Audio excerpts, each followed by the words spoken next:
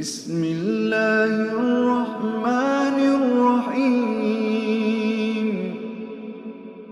Assalamualaikum warahmatullahi wabarakatuh. Jamaah rahimani wa rahimakumullah. Kita terus bersyukur kepada Allah agar kita ditambah nikmat oleh Allah. Karena salah satu yang merupakan pokok ditambahnya nikmat oleh Allah Subhanahu wa taala adalah kita itu mau bersyukur. Sebagaimana firman Allah yang sering disampaikan, la in syakartum la azidannakum wa la in kafartum inna adzabi lasyadid.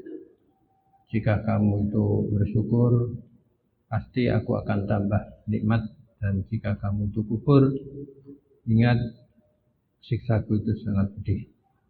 Mudah-mudahan Allah Subhanahu wa taala menjadikan kita sebagai orang yang bersyukur terhadap nikmat-nikmat Allah. Itulah makanya tadi sehabis sholat kita tentunya berdoa, Allahumma a'inni ala dzikrika wa syukrika wa husni ibadatika. Ya Allah, kiranya Engkau tolong aku sebagai hamba yang pandai ingat kepadamu, pandai bersyukur kepadamu, dan juga terus berusaha meningkatkan amal baik kepadamu. Ini pokok doa kita agar kita menjadi orang yang bersyukur. Pada malam ini mari kita sama-sama membahas terkait dengan hati. Di hati ini kan merupakan sentral penilaian Allah. Kalau di masalah niat itu ada di dalam hati. Bagaimana hadis Rasulullah, karena setiap perbuatan itu kan tergantung dengan niatnya. Jadi innamal a'malu binniyat wa innamal likulli imri'in ma nawa. Segala sesuatu itu tergantung dengan niatnya. Dan seorang itu dibalas juga sesuai dengan apa yang ia niatkan. Dan niat itu adalah ada di dalam hati. Penilaian Allah itu adalah ada di dalam hati kita. Sebagaimana juga dalam hadis yang sangat populer, innallaha la yanzuru ila suwarikum wala ila amwalikum walakin yanzuru fi qulubikum wa a'malikum. Jadi sungguhnya Allah Subhanahu wa taala tidak melihat hartamu, tidak melihat bentuk tubuhmu, wajahmu, rupamu, tapi walakin yanzuru fi qulubikum. Allah melihat apa yang ada dalam hati. Maka kita berusaha bagaimana kita hidup ini senantiasa menjaga hati kita. Dan toh nanti kita menghadap kepada Allah itu adalah tergantung dengan hati kita.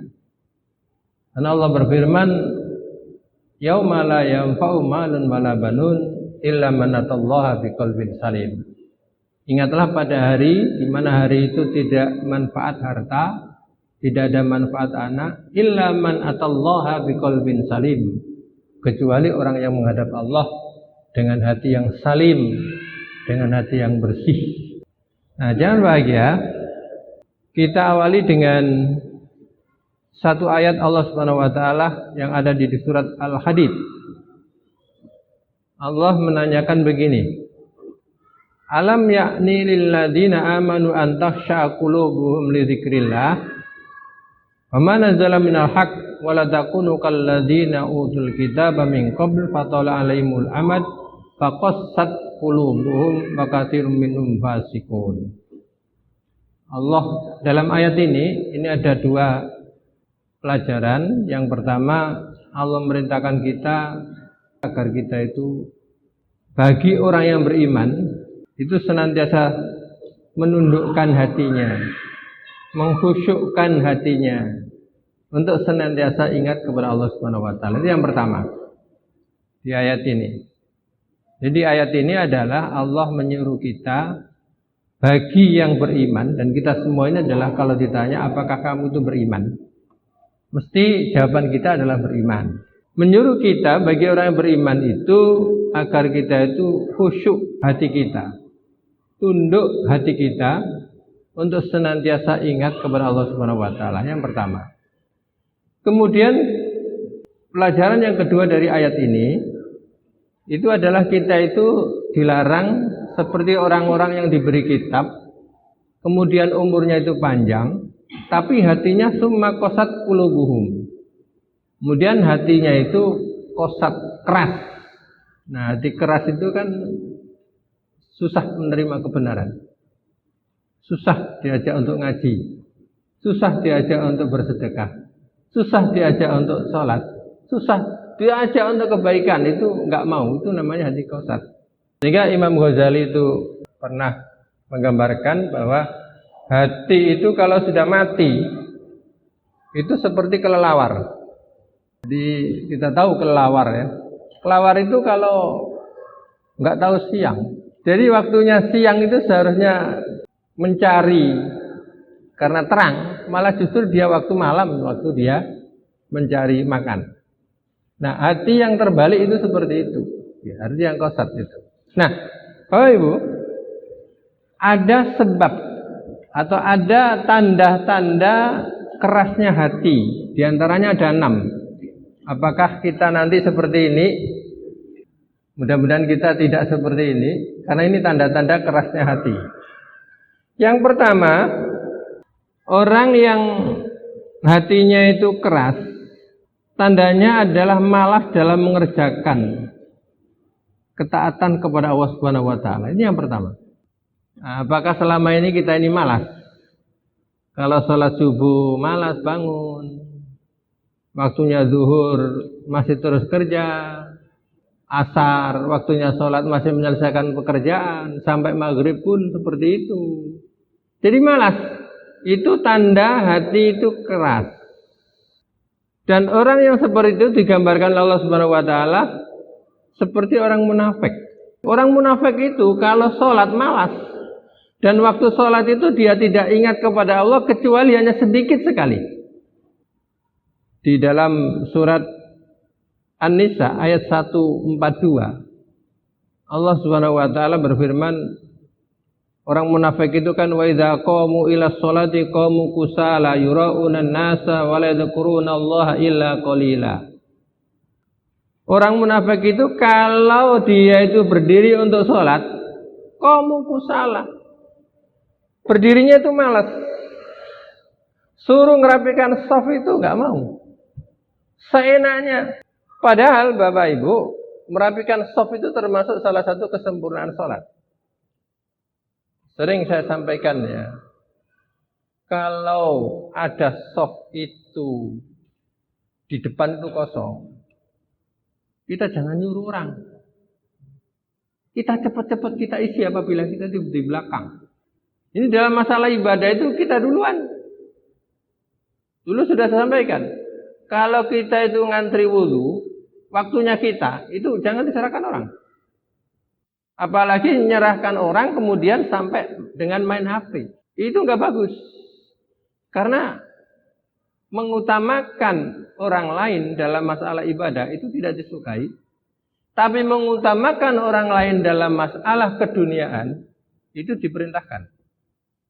Jadi kalau contoh keduniaan itu ya, misalkan kalau kita naik bis, kemudian kita dapat tempat duduk, sementara ada orang tua yang nggak dapat tempat duduk, orang tua itu berdiri.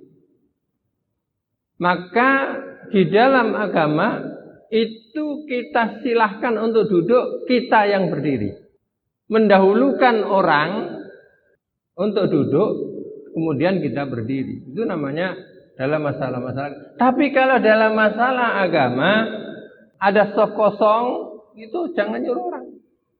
Kecuali kalau anak kemudian orang tua. Karena memang shaf itu adalah orang tua dulu baru anak-anak. Tapi kalau sudah sebaya seperti ini, sudah dewasa seperti ini, maka nggak usah nyerahkan orang. Kita cepat isi, karena shaf terdepan itu adalah shaf yang paling bagus. Jadi yang pertama, Bapak Ibu, ciri hati yang keras itu kalau sholat itu malas. Qamu kusala yura'unan nas, dan riak. Sholat sudah malas, riak lagi. Sehingga mulai yadhkurunallaha illa qalila. Dia enggak ingat kepada Allah kecuali sedikit saja. Mungkin waktu takbir saja dia Allahu Akbar, ingat Allah. Tapi di saat dia apa yang ia baca, apalagi belum paham juga. Ini cirinya orang yang hatinya itu keras adalah apabila dia beribadah, dia itu malas dan ini seperti orang munafik. Kemudian yang kedua, tanda kerasnya hati itu adalah setiap hari itu bertambah kemaksiatan dia. Bertambah kemaksiatan. Bahkan dia bangga dengan kemaksiatan yang ia lakukan. Wah, tadi malam itu nomor itu kurang 1 aja saya dapat. Cerita, senang. Hampir saja saya tadi malam itu di depan orang kurang 1 nomor saja. Itu saya dapat. Padahal itu judi. Senang dia kalau kemaksiatan yang ia lakukan itu kemudian didengar orang lain.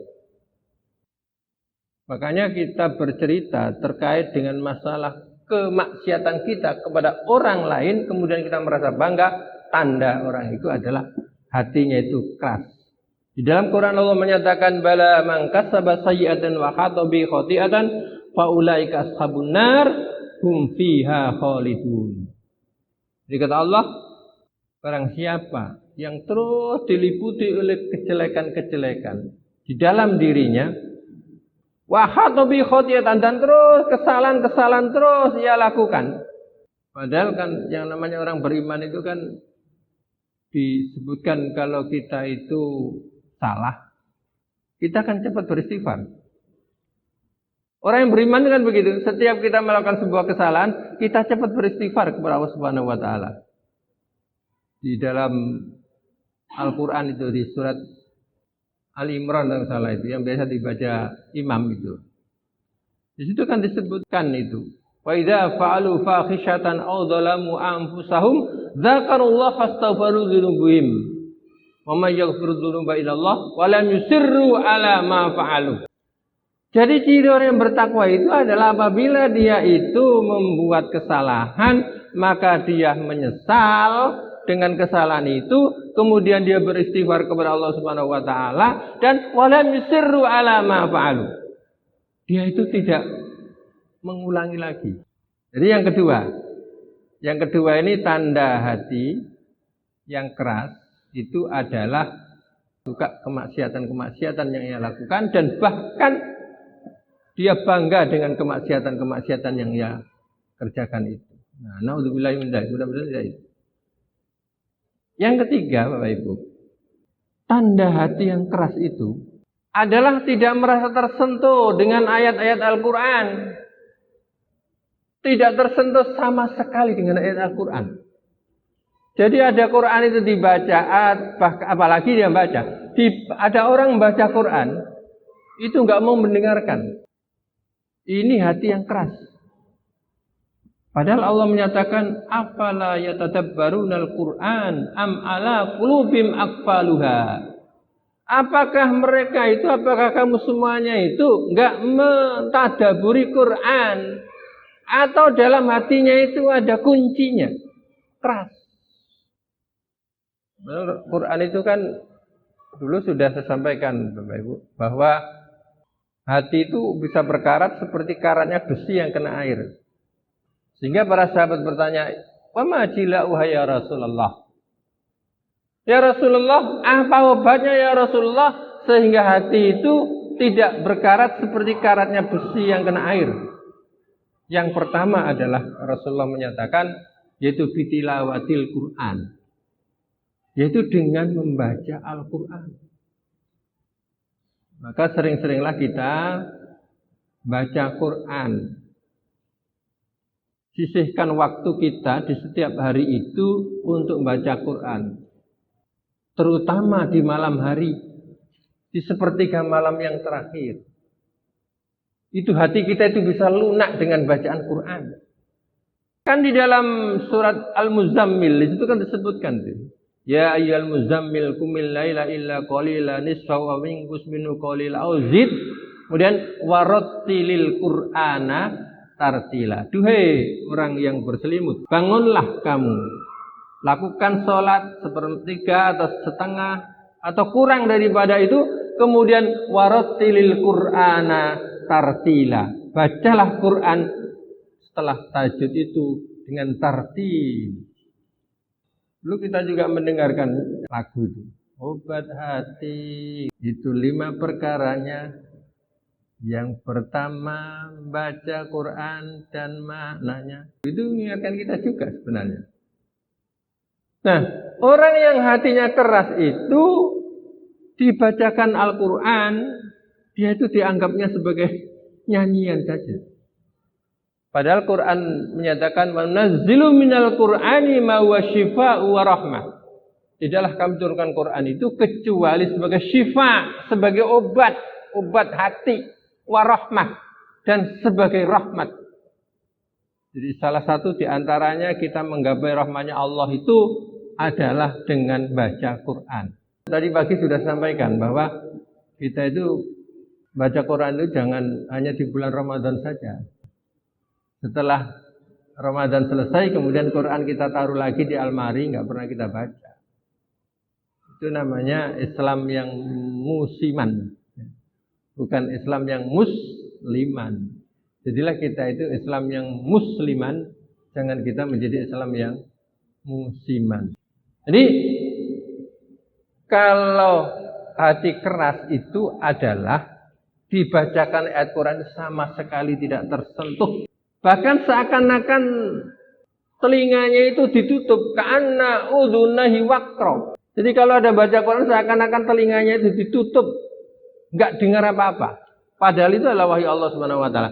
Nah, bagi hati yang bersih itu dibacakan atau kita membaca Al-Qur'an, itu hati kita itu lunak. Karena lunaknya hati diantaranya bersihnya hati adalah karena kita itu baca Al-Quran. Ini ya, jadi yang ketiga. Yang keempat, keras hati itu hidupnya tidak tenang. Sekalipun secara fisik itu terpenuhi kebutuhannya, tapi hatinya itu enggak tenang. Disuruh zakat padahal dia mampu, enggak mau. Waktunya puasa, dia sehat, enggak mau. Waktunya sholat juga enggak mau, enggak tenang hidupnya itu. Jadi ya, serba putus asa kalau orang itu hatinya keras. Tapi kalau hatinya itu bersih, senantiasa sandarannya kepada Allah Subhanahu wa taala, maka dia tidak pernah merasa putus asa. Nah, ini hidupnya secara fisik itu terpenuhi ya, tapi hatinya itu tidak tenang. Itu ciri-ciri orang yang hatinya keras. Kemudian yang bahagia, dan ini yang kelima ini, tanda hati yang keras itu adalah tidak pernah hatinya itu merasa sadar di saat dia mendapatkan musibah. Di saat dia mendapatkan musibah itu tidak dijadikan sebagai salah satu introspeksi diri bahwa saya mungkin ada kesalahan-kesalahan sehingga Allah memberikan musibah seperti ini. Jadi tenang aja. Bagi kita kan enggak ya. Kita kan senantiasa kalau misalkan kita itu kena musibah atau apa, ya Allah, apa ya Allah, dosaku yang membuat aku mendapat begini. Sekalipun kita semuanya ini memang tetap diuji oleh Allah Subhanahu wa taala. Para nabi, para rasul itu ujiannya berat-berat. Kalau kita melihat yang mungkin sebentar lagi akan kita laksanakan hari raya Idul Adha. Seperti Nabi Ibrahim itu ujiannya Masya Allah berat. Ujiannya Nabi Ibrahim itu disuruh khitan umur 80 tahun, dia siap. Suruh meninggalkan istrinya, dia siap. Yang terakhir mendapatkan ujian yang berat. Anak yang selama ini disayangi, dicintai, diharapkan kehadirannya. Begitu hadir remaja, disembelih, siap. Sehingga diabadikan dalam Al-Quran, Allah menyatakan, ya bunayya inni ara fil manami anni adbauka fanzur madza tara. Wahai anakku, aku tadi malam bermimpi. Dan ini yang mimpi yang ketiga kalinya. Karena yang satu, kedua itu ragu. Begitu yang ketiga kalinya, ini perintah. Kemudian disampaikan, ya bunayya inni ara fil manami anni adbauka fanzur madza tara. Hai anakku, aku tadi malam bermimpi disuruh menyembelih kamu. Bagaimana pendapatmu? Berat itu. Seorang bapak ya. Tapi karena Ismail itu mendapatkan didikan yang mulai kecil, diajari terkait dengan masalah akidah yang kuat. Sehingga jawaban Nabi Ismail, ya abatif alma tu'mar satajiduni insyaallah minas sabirin. Bapak, lakukan itu. Kalau memang itu perintah, insyaallah kau mendapatiku dalam keadaan sabirin, sabar. Sembelih. Itu ujian itu Nabi Ibrahim. Nah sekarang kita ini kan diuji juga di Raya Idul Adha ini.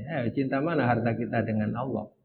Dan ini Bapak Ibu memang yang terkandung di dalam ibadah kurban itu masalah akidah, masalah ibadah istimaiyah, ibadah sosial. Nah tadi saya katakan bahwa hati yang keras itu apabila diuji oleh Allah, dikasih musibah, dia tidak menjadikan pelajaran dari musibah itu, tapi dia tetap durhaka kepada Allah Subhanahu wa taala. Tidak dianggap sebagai pelajaran bahwa itu adalah peringatan Allah yang diberikan kepada kita.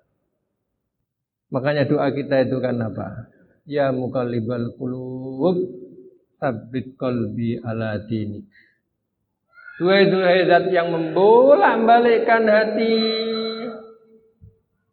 sabbit qalbi ala dinik. Tetapkanlah hatiku itu berada dalam agamamu terus. Dan ini doa yang sering dibaca Rasulullah. Di saat duduk-duduk itu Rasulullah itu sering ya muqallibal qulub, sabbit qalbi ala dinik. Duhai zat yang membolak-balikkan hati, tetapkanlah hatiku itu berada di dalam agamamu. Ini yang kelima. Yang keenam, ciri hati yang keras itu adalah selalu mengutamakan dunia, akhirat tidak diutamakan. Padahal wal akhiratu khairu wa abqa. Akhirat itu lebih kekal. Tapi dia mementingkan dunia bila dibandingkan dengan akhirat. Kira-kira kalau Piala Dunia final itu dunia kan itu sempat nggak tidur mau, bahkan sudah persiapan. Padahal tahajud itu akhirat sampai jam 1, jam 3 itu sempat nggak tidur kalau udah Piala Dunia. Sementara dia tidak tahajud, padahal di saat itu adalah saat-saat yang paling bagus untuk kita bermunajat kepada Allah Subhanahu wa taala. Nah ini mementingkan dunia bila dibandingkan dengan akhirat. Padahal Allah menyatakan walal akhiratu khairu wa abqa.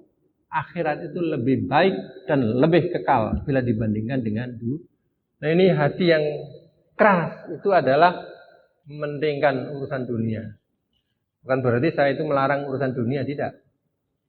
Urusan dunia itu memang kita disuruh juga. Pernah mendengarkan tulisan yang kemarin di Mujahidin itu. Kalau kita menyeimbangkan antara dunia dan akhirat itu, kalau seimbang itu nggak benar. Yang benar adalah kita dulukan akhirat.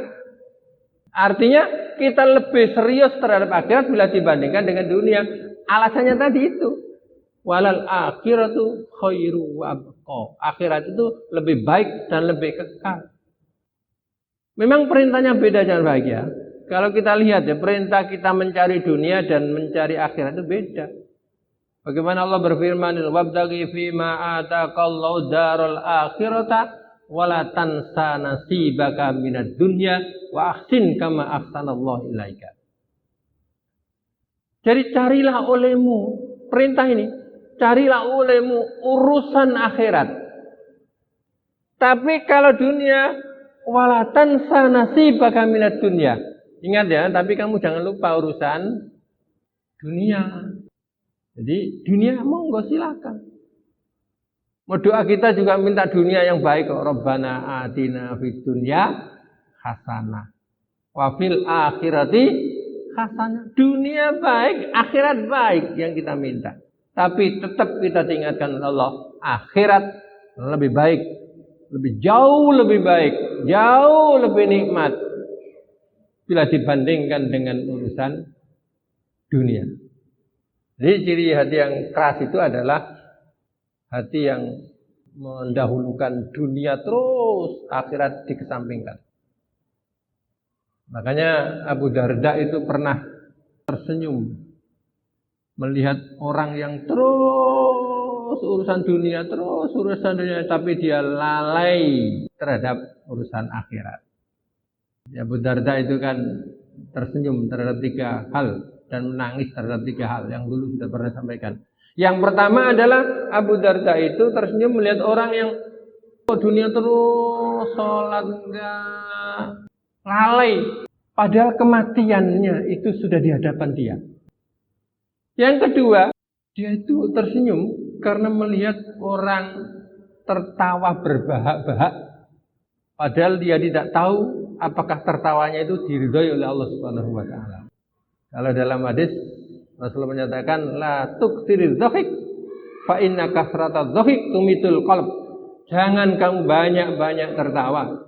Karena orang yang banyak tertawa itu adalah tumitul qalb, bisa mematikan hati. Bapak Ibu, seharusnya di bulan Ramadan itu kan waktu-waktu sahur itu kan waktu-waktu yang dijabahi Allah Subhanahu wa taala. Tapi kenapa di situ banyak ditontonkan dalam masalah-masalah pelawak yang bikin orang tertawa berbahak-bahak. Padahal di saat itu kita sedang munajat, habis sahur, wabil asharihim yastaghfirun. Di masa-masa sahur itu kita banyak-banyak beristighfar kepada Allah Subhanahu wa taala. Tapi justru begitu kita nyetel, yang tampil adalah pelawak. Ini kurang pas itu ya. Wabil asharihim yastaghfirun. Kemudian yang selanjutnya, setelah kita tahu hati kita, kalau hati rusak itu beberapa indikator tadi itu, maka bagaimana kita mengisi hati kita itu agar tidak keras.